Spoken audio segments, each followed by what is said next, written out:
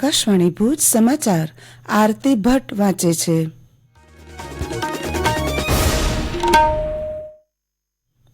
નમસ્કાર. આગામી 4 જૂનના રોજ યોજાનાર મતગણતરીના અનુસંધાને તમામ મતગણતરી કેન્દ્રો પર ત્રિસ્તરીય સુરક્ષા વ્યવસ્થા સુનિશ્ચિત કરવામાં આવી છે. રાજ્યના તમામ મતગણતરી કેન્દ્રમાં મીડિયા સેન્ટર ઊભા કરવામાં આવ્યા છે. એવી જ રીતે ગાંધીનગરમાં નવા સચિવાલયમાં રાજ્યકક્ષાનું મીડિયા સેન્ટર ઊભું કરવામાં આવશે. આ ઉપરાંત મતગણતરીના દિવસે results.eci.gov.in પર ચૂંટણીના પરિણામો જાણી શકાશે. રાજ્યની તમામ આરોગ્ય સંસ્થાઓમાં ફાયર સેફટી વ્યવસ્થા અંગે રાજ્યકક્ષાની સમીક્ષા બેઠક યોજાઈ. આરોગ્ય કમિશનર હર્ષદ પટેલની અધ્યક્ષતામાં વિડીયો કોન્ફરન્સના માધ્યમથી મળેલી બેઠકમાં રાજ્યની તમામ આરોગ્ય સંસ્થાઓ ખાતે ગોઠવવામાં આવેલી ફાયર સેફટીની વ્યવસ્થાની સમીક્ષા કરવામાં આવી હતી. સાથે જ અગમચેતીના ભાગરૂપે જરૂરી પગલાં લેવા બાબતે જરૂરી સૂચનો કરવામાં આવ્યા હતા અને તેનો ચુસ્તપણે અમલવારી કરવા પણ જણાવવામાં આવ્યું હતું. આ વર્ચ્યુઅલ બેઠકમાં આરોગ્ય પ્રભાગના વિવિધ ઉચ્ચ અધિકારીઓ જોડાયા હતા. આ ઉપરાંત 422 આરોગ્ય સંસ્થાઓના પ્રતિનિધિઓ પણ બેઠકમાં જોડાયા હતા. ગુજરાત માધ્યમિક અને ઉચ્ચતર માધ્યમિક શિક્ષણ બોર્ડ દ્વારા માર્ચ 2024માં લેવાયેલ ધોરણ 10 સંસ્કૃત પ્રથમા અને GSOS વિદ્યાર્થીઓના પ્રમાણપત્ર આજે બોર્ડની કચેરીએથી જિલ્લા શિક્ષણાધિકારીઓ દ્વારા નિયત કરેલ વિતરણ સ્થળે રવાના થશે. રાજ્યની માધ્યમિક શાળાના આચાર્યોએ પોતાની શાળાના વિદ્યાર્થીઓના પ્રમાણપત્ર મુખત્યાર પત્ર રજૂ કરી જિલ્લા શિક્ષણાધિકારીની કચેરીએથી મેળવી લેવાના રહેશે. વિદ્યાર્થીઓને 3 જૂને શાળાએથી પરિણામ પ્રમાણપત્ર મળશે. જો કે રાજ્ય શિક્ષણ બોર્ડે વેબસાઇટ પર ઓનલાઈન માધ્યમથી 11મી મેએ પરિણામ જાહેર કર્યું હતું.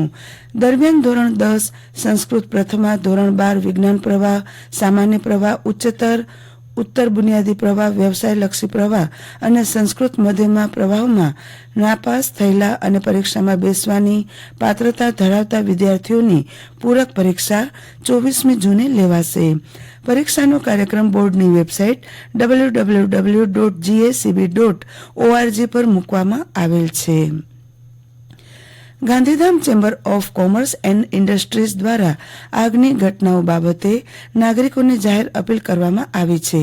તે સંદર્ભે તમામ વેપારી પ્રતિષ્ઠાન, ઉદ્યોગ, શૈક્ષણિક સંકુલો, હોસ્પિટલો, હોટલ, રેસ્ટોરન્ટ, મોલ વગેરે કે જ્યાં લોકોની ભીડ વધુ એકઠી થતી હોય ત્યાં ફાયર સેફટીના નિયમોનું ચુસ્તપણે પાલન કરવા ઉપરાંત સંબંધિત પ્રમાણપત્રો તેમજ લાયસન્સની નિયમિત જાળવણી, કર્મચારીઓને ફાયર સેફટીની તાલીમ વગેરે અંગે માર્ગદર્શિકા જાહેર કરી છે.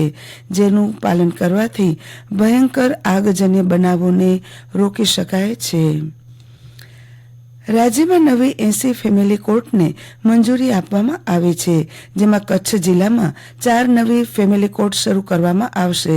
જે મુજબ ભચાઉ, રાપર તાલુકા માટે ભચાઉ ખાતે, ગાંધીધામ, અંજાર તાલુકા માટે ગાંધીધામ ખાતે, તો ભુજમાં એક નવી ફેમિલી કોર્ટનો વધારો કરાયો છે. જ્યારે નખત્રાણા ખાતે અબડાસા, લખપત અને નખત્રાણાને સમાવી લેતી કોર્ટ શરૂ કરાશે તથા મુન્દ્રા ખાતેની કોર્ટમાં મુન્દ્રા અને માંડવી તાલુકાનો સમાવેશ કરાયો છે. એસપીસી કેડેટ લોકો પ્રત્યે સન્માનની ભાવના કેળવવા બાળક સકારાત્મક અને ઉર્જાવાન બને તથા ભવિષ્યનો સારો નાગરિક બનીને સમાજ પ્રત્યેની પોતાની જવાબદારીઓને સુપેરે નિભાવી શકે તેવા હેતુથી પૂર્વ કચ્છ પોલીસ વિભાગ દ્વારા સમર કેમ્પનું આયોજન અંજાર સત્તાપર વિસ્તારમાં આવેલા ગોવર્ધન પર્વત ખાતે કરવામાં આવ્યું હતું. જેમાં અંજાર પોલીસ સ્ટેશનની ટીમે ફરજ બજાવી રહ્યા છે. હવામાન વિભાગના જણાવ્યા પ્રમાણે આગામી 5 દિવસ દરમિયાન ગુજરાતમાં હવામાન સૂકું રહેશે અને સરેરાશ તાપમાનમાં 1 થી 2 ડિગ્રી સેલ્સિયસનો ઘટાડો થઈ શકે છે. આગામી 2 દિવસ દરમિયાન કચ્છ, બનાસકાંઠા, પાટણ અને સુરેન્દ્રનગરમાં ધૂળની ડમરીઓ ઉડવાની સંભાવના હવામાન વિભાગે વ્યક્ત કરી છે. દરમિયાન રાજ્યમાં છેલ્લા 36 કલાકમાં કચ્છ, સૌરાષ્ટ્ર અને ઉત્તર ગુજરાતના ઘણા સ્થળોએ મહત્તમ તાપમાન સામાન્ય કરતાં 1 થી 3 ડિગ્રી ઓછું નોંધાયું હતું. સમાચાર પૂરા થયા. નમસ્કાર.